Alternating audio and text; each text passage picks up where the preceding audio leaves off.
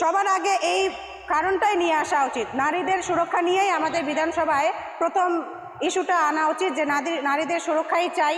নারীদের সুরক্ষা না হলে তো দেশকেও বাঁচানো যাবে না।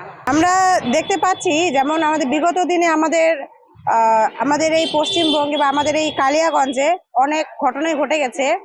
আমাদের পাশের যে গ্রামগুলো আছে সেখানে আমরা অনেক রকমের ঘটনা দেখেছি। আমাদের চারপাশ দিয়ে চলছে, আমাদের যে কলেজ আছে, কলেজে আমরা শুনছি মেয়েরা যেতে ভয় পায় সেদিকে। এটার কারণটাই হচ্ছে যে আমাদের এখানকার প্রশাসন সেরকম সঠিকভাবে সাড়া দেয় না। কোথাও কোনো দুর্ঘটনা ঘটে গেলে পরে তাদেরকে ডাক দেওয়া হয়, হয়তো ওনারা সঠিকভাবে সঠিক সময়ে আসেন না, ওনাদেরকে সঠিক সময় পাওয়া যায় না।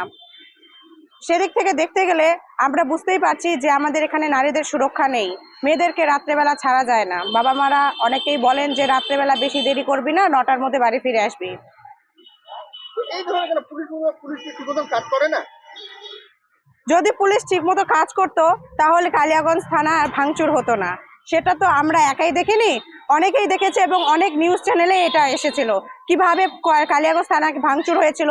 সেখানকার প্রত্যেকটা পুলিশ কর্মীকেও অনেকে হাতাহাতি করেছেন। আপনারা কি চাচ্ছেন মহিলা হিসাবে? আমরা চাইছি আমাদের এখানে নারী সুরক্ষাটা আরেকটু শক্ত হোক, প্রশাসন নিজেদের দায়িত্ব সঠিকভাবে পালন করুক। সামনে তো বিধানসভা নির্বাচনে এই ইস্যু কি দাঁড়াতে পারে যে নারী সুরক্ষা?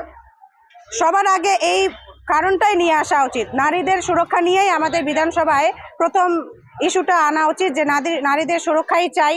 নারীদের সুরক্ষা না হলে তো দেশকেও বাঁচানো যাবে না।